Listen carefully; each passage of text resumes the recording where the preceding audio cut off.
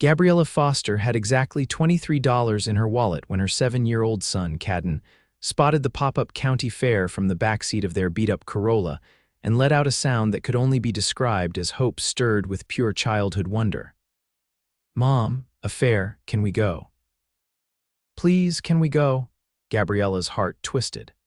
She hadn't planned on any extras. This weekend rent was due in 5 days, and tips from the diner had been thin lately, but Kaden hadn't asked for anything in weeks, not even when they passed the toy aisle at the grocery store.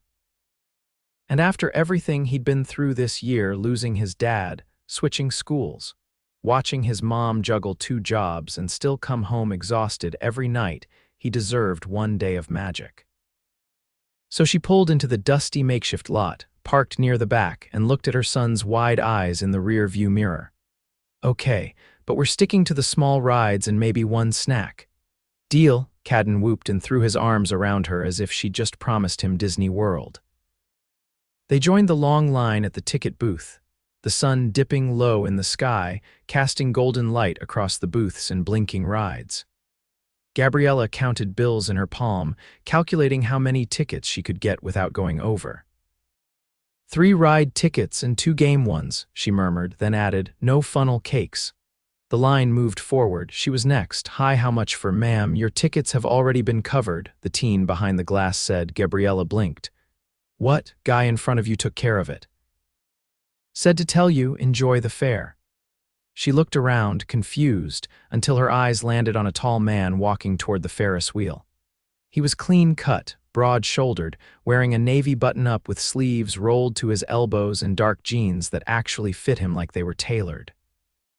He didn't look like he belonged in a dusty fairground in a small town outside of Nashville. "Who is that?" she whispered. Kaden tugged at her hand, already pulling her toward the rides. "Come on, Mom." "He paid for us, we have to use it," she laughed under her breath, still watching the man as he disappeared into the crowd. "Yeah, I guess we do." They spent the next hour riding the carousel, the kiddie roller coaster, even the spinning teacups. Kaden's laughter made everything worth it. Gabriella forgot about bills and tired feet and the ache in her chest that never fully left. At the cotton candy stand, a deep voice said beside her, "You two looked like you were having fun." She turned, and there he was, the man. Standing only a few feet away, holding a lemonade in one hand and a bag of kettle corn in the other. Yes, we were. Thank you, by the way, for the tickets. You really didn't have to do that." He smiled, and it wasn't the kind of smile guys gave when they were trying too hard. It was warm. "Real, you looked like you could use a break, and your son's laugh, worth every cent." Kaden, sticky from cotton candy, looked up. "You paid for our rides." The man crouched to Kaden's level. "I did." "Hope that's okay." "You're awesome," Kaden grinned, then added, "I like your shoes." "Thanks," the man chuckled. "They're new." Gabriella couldn't stop staring. Not because he was movie star handsome though he was, but because someone like him was standing here talking to them like they mattered. "I'm Gabriella," she said finally, offering her hand. "Gabriella Foster." He straightened, taking her hand in his. His grip was firm, warm, Zayden Owens. "Well, that explained the tailored clothes." "Nice to meet you," she said, trying not to sound breathless. "You too." "Listen, I was planning on grabbing dinner at that food truck row before heading out. Would you and Kaden like to join me?" Gabriella hesitated. Strangers, her guard went up like always, but there was something about Zayden, something gentle behind the confidence. She looked down at Kaden, who was already pointing at a sign that read "Giant Corn Dogs." "We'd love to," she said. The 3 of them walked together, and it felt oddly natural, like this wasn't the first time. They grabbed food, sat on a bench near the live music area, and laughed more than Gabriella had in months. "So, what do you do, Zayden?" she asked between bites of fried pickles. He shrugged. "I invest, tech, startups. It's not as exciting as it sounds." She gave him a look. "You paid for strangers' tickets and still have money for a $20 corn dog. I'd say it's exciting enough." He laughed, brushing a hand through his dark hair. "Fair enough." They talked until dusk settled in and the string lights lit up the fairgrounds. Kaden leaned against Gabriella's side, drowsy from sugar and sun. Zayden glanced at him, then back at her. "He's a good kid." "He is," she said, her voice soft. "He's been through a lot. I figured." He paused. "You too?" She met his eyes and realized he saw her. Not just the tired single mom or the waitress scraping by, but her. "I should get him home," she said, standing slowly. Zayden stood too. "Can I walk you to your car?" She hesitated, then nodded. They walked in comfortable silence, Kaden half asleep, clutching the stuffed frog Zayden had won for him at the ring toss. When they reached her car, she turned to him. "Thanks again for everything." He smiled, but there was something else in his eyes now. "Can I see you again?" Her breath caught. "You want to?" "I do. You're different, Gabriella. Real. I like that." She looked down, cheeks warm. "Okay, I'd like that too." He pulled out a sleek business card and scribbled his number on the back. "No pressure, just call me when you're ready." She took it, their fingers brushing, and just like that, he was gone, disappearing into the night with the soft hum of carnival lights behind him. Gabriella stood there for a moment, holding her sleeping son and the card in her hand, heart pounding. She had no idea that the man who bought her tickets would soon change everything. Gabriella didn't call him, not that night, not the next day, not even the day after that. She tucked the card into the drawer beneath the microwave, the one stuffed with expired coupons and half-used batteries, and told herself it was safer that way. Men like Zayden didn't linger in places like hers. They passed through like summer storms, brief, beautiful, and gone before you figured out what they meant. Still, she found herself glancing at the drawer every morning as she packed Kaden's lunch. And when her phone buzzed during her shift at the diner, her heart always jumped a little before sinking when it was just a spam call or her manager asking her to cover someone's shift. By Friday, she had almost convinced herself she'd imagined the entire thing. The fare, the tickets, the way he'd looked at her like she wasn't invisible. Almost. That afternoon, a black SUV pulled up to the curb outside the diner just as she was wiping down the window booth. It wasn't the kind of vehicle you saw often in their part of town, sleek, polished, and idle like it had nowhere to be, but exactly where it was. She kept wiping the table, refusing to look. Wishful thinking never did her any favors. Then the door opened, and in walked Zayden. Not in a suit, not in design or anything, just a simple gray Henley and dark jeans. But he still looked completely out of place, like someone had dropped a magazine model into a coffee-stained postcard. He spotted her immediately. "You didn't call," he said, his voice low but without accusation. She set the rag down. "I didn't think you'd notice." "I noticed," he said, stepping closer, "and I waited." She crossed her arms over her apron, trying to stay grounded. "Why are you here?" "I wanted to see you again. You said you'd like that." "I didn't think you meant it." He tilted his head. "You think I go around giving my number to every woman I meet at a fair?" She didn't answer. "I thought about you all week," he said. "And I figured if you weren't going to call me, I'd come to you, take the guesswork out of it." Gabriella's throat tightened. "This isn't your world. People don't just show up here to chase moments." "Who says this isn't my world?" She gave him a look. "You drove here in a car that costs more than this entire building. You don't belong in a place where tips get split 6 ways and the coffee machine leaks." He took a breath, then leaned against the counter, unbothered by the stares from a nearby booth. "Maybe I'm tired of the world I do belong to." She didn't have a response for that, not right away. "Can I take you to dinner?" he asked, softer now. "A real one, somewhere you don't have to carry a tray or clean up afterward." She hesitated. "I have Kaden." "I know, that's why I already called a nanny service, checked references, went through the whole thing. I can have someone here in 2 hours. You can meet her, talk to her, do a background check yourself if you want, or we can wait until another time." Gabriella narrowed her eyes. "You planned all that without knowing I'd say yes." "I planned all that hoping you would." She looked at him, really looked, and for the first time since the fair, let herself wonder what it would feel like to say yes. To let someone else carry the weight for once, even if only for a night. "Fine," she said. "One dinner." He smiled, not smug, not triumphant, just relieved. "Pick me up at 7, she added. "And don't be late."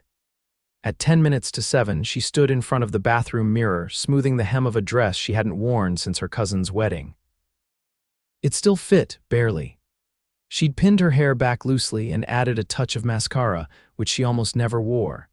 Kaden sat on the couch, showing the nanny Carla, a retired kindergarten teacher with a background in early childhood education, his favorite comic book. Gabriella had called every number on Carla's reference sheet, even the one that went to voicemail at first. When the knock came, she opened the door to find Zayden standing there with a single white tulip in hand. "No red roses," she teased. "I figured you'd hate those," he said. She took the flower, caught off guard by how thoughtful it was. "You were right." He held out his arm. "Shall we?" The car waiting outside wasn't the same SUV. This time, it was a sleek black sedan with a driver who opened the door wordlessly as they approached. "Where are we going?" she asked once they were inside. "You'll see." The drive took them out of town, past the familiar flickering signs and worn-down buildings, until the streets turned wider and the houses bigger. When they pulled through the curved gates of a hilltop estate, Gabriella's breath caught. "You live here?" "Sometimes," Zayden said. "Depends on the week." The path wound up to a glass and stone mansion with warm lights glowing inside and a long deck that overlooked the valley below.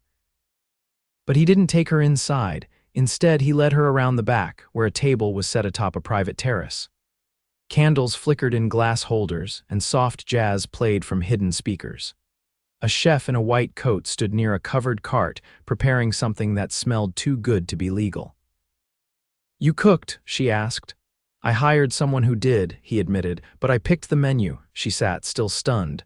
"Do you do this often?" "No," he said, pouring her a glass of wine. "Never, actually?" Dinner was sea bass with a lemon herb risotto, followed by grilled asparagus and a dessert that involved dark chocolate and something caramelized she couldn't pronounce. But more than the food, it was the things he asked that made her stomach flutter. "What's something no one knows about you?" he asked as they sipped wine beneath the stars. She thought for a moment. "I wanted to be a travel photographer when I was 16. I had this whole dream of going to places no one had heard of and sending back stories through pictures." "Why didn't you?" "Life," she said simply. "And people who made promises they didn't keep." He nodded as if he understood. "You still have time." She met his eyes. "What about you?" "What don't people know about Zayden Owens?" He hesitated. "That I can't stand silence. I surround myself with noise, meetings, calls, people, because when it's quiet, I have to think about what I gave up to get here." Gabriella didn't know what to say to that. So she reached across the table and touched his hand. He turned his palm over and held hers there, like it belonged. And for the first time in years, Gabriella didn't feel like she had to brace for the moment to end. The next time Gabriella saw Zayden, it wasn't at a fancy terrace or under fairy lights. It was on a damp soccer field behind Kaden's school, where folding chairs sank into the mud and parents shouted encouragement between sips of lukewarm coffee. He arrived just before the second half, dressed in a black windbreaker and jeans, blending in for once if you didn't count the matte silver watch peeking from his cuff or the fact that his boots had never seen a puddle until now.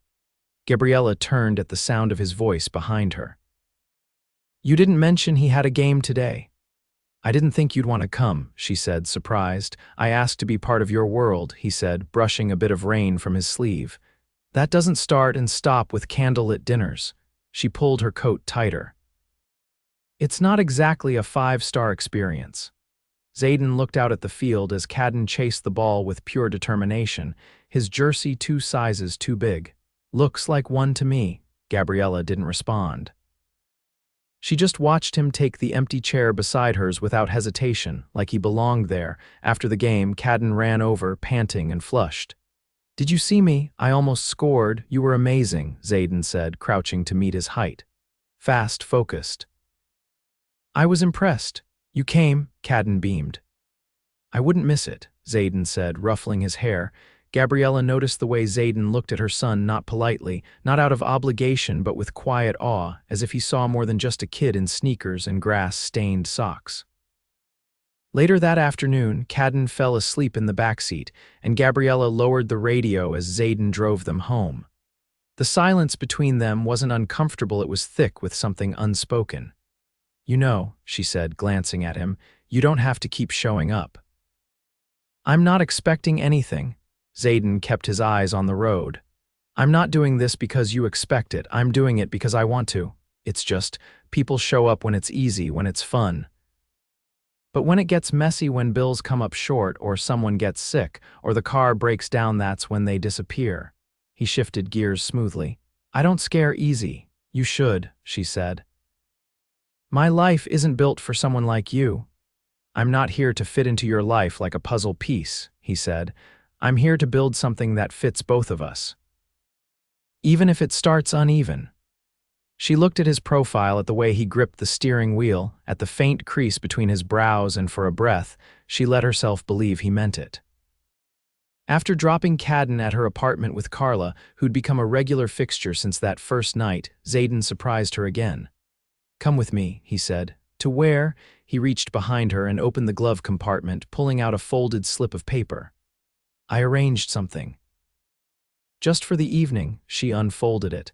An art exhibit, private viewing. The artist's a friend. I thought you'd like it. She raised an eyebrow. You don't even know what I like. Then I'm trying to find out.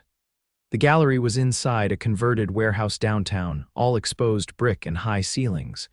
But instead of the sterile, quiet Gabriella expected, the space buzzed with soft music and low voices. Paintings lined the walls, bold brush strokes, vivid color, raw emotion. She stopped in front of a piece that pulsed with chaos and light, a woman standing in the middle of a storm, head tilted back, rain slicing across her skin. She's not running, Gabriella said. Zayden stood beside her. She's standing in it, letting it happen. She's brave, Gabriella murmured, or maybe just tired. Maybe both, he said, his voice low. She turned to him. Why bring me here? Because I needed you to see that you're not alone in the storm, he said. You're not the only one who's ever stood in the rain. Her chest tightened. Zayden. He reached for her hand, not boldly, not demanding, just enough for her to feel the warmth of his touch. I don't expect you to trust me overnight, he said, but I'm not going anywhere. She didn't pull away. When they stepped outside, the sky had opened up with a quiet drizzle. Gabriella tilted her head back, letting the drops hit her skin. Zayden shrugged off his coat and held it over her head. Hey, he said, you'll get soaked. I don't mind, she said, laughing under her breath. It's just rain. He stared at her, something shifting behind his eyes. You're beautiful when you stop worrying. She turned toward him, heart thudding. I'm always worrying, she said. Then let me be the exception. She didn't kiss him, not yet. But she didn't need to not when every breath between them felt like permission. Later, back at her door, she paused before turning the key. You're not what I expected. I hope that's a good thing. It is, she said. Then, more quietly, it really is, he nodded once. Call me tomorrow, she hesitated, then smiled. I will. And this time she meant it.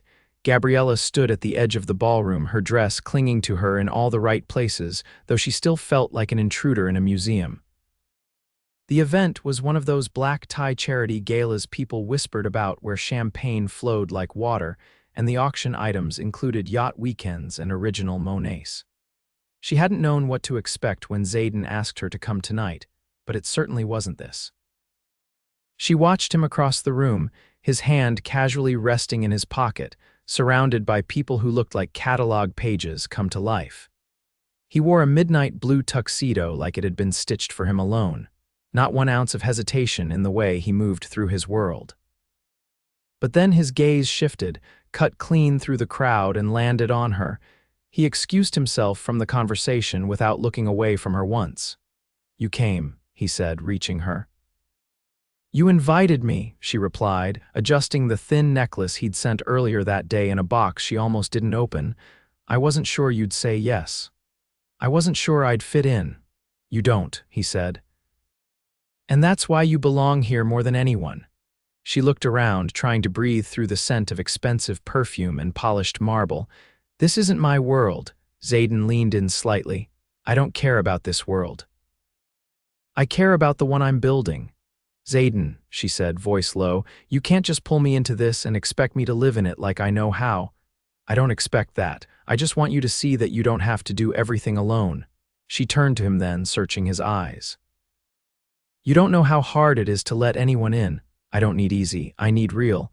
Before she could respond, a woman in a red gown brushed past, her voice sharp with recognition. Zayden Owens, I didn't realize you were back stateside. I'm just visiting, he said, his smile polite but distant. The woman turned her eyes on Gabriella and her tone shifted. And you are? Gabriella straightened. Gabriella Foster. The woman blinked, clearly expecting a surname she recognized. Oh, lovely dress. Zayden stepped closer to Gabriella, his hand resting lightly at the small of her back. She's with me. The woman's smile tightened. Of course she is. As she walked off, Gabriella exhaled. Wow, that wasn't subtle. They never are, he said. You okay? She nodded slowly. Yeah, just not used to being measured. Zayden turned to face her fully. Then let's give them something to talk about.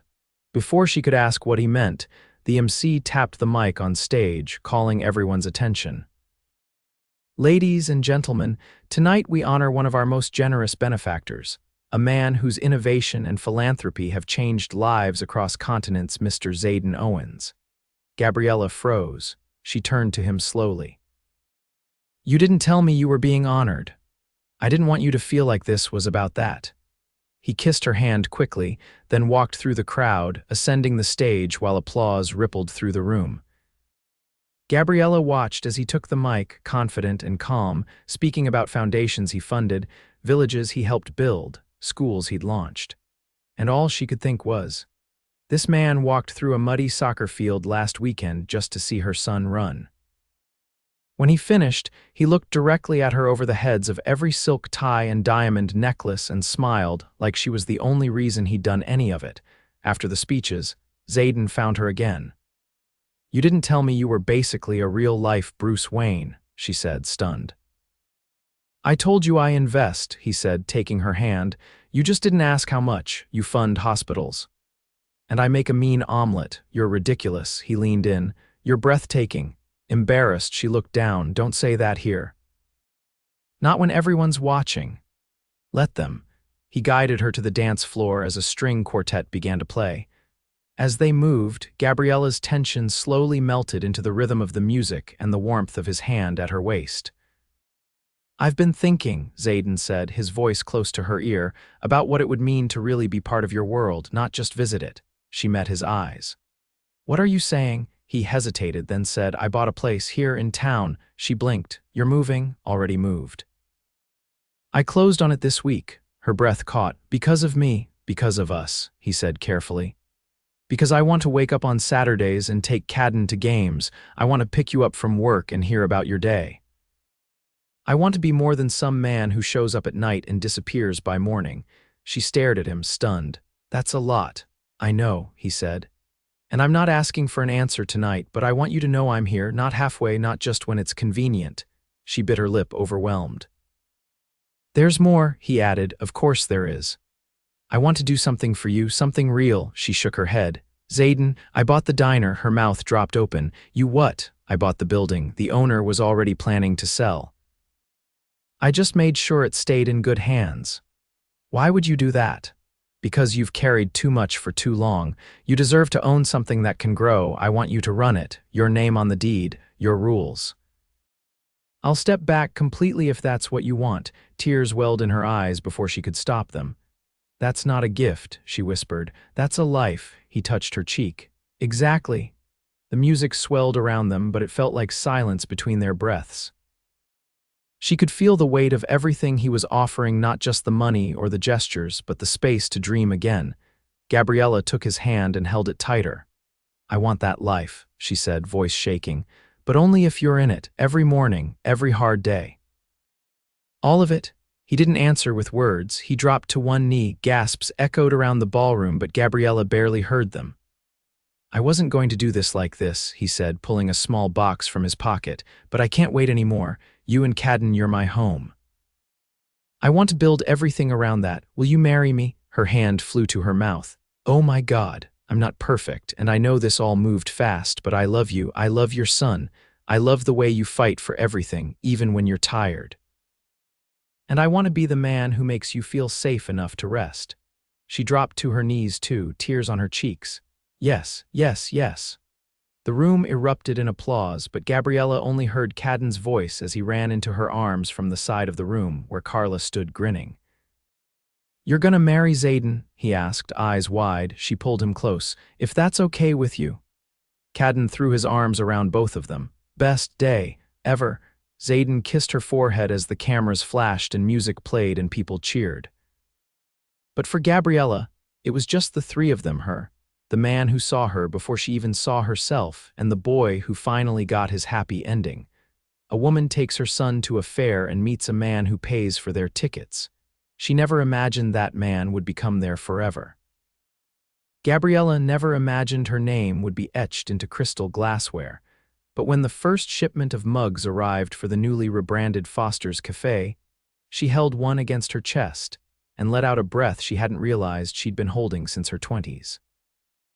The café was hers now legally, officially, and for the first time in years, she didn't feel like she was surviving. She was building.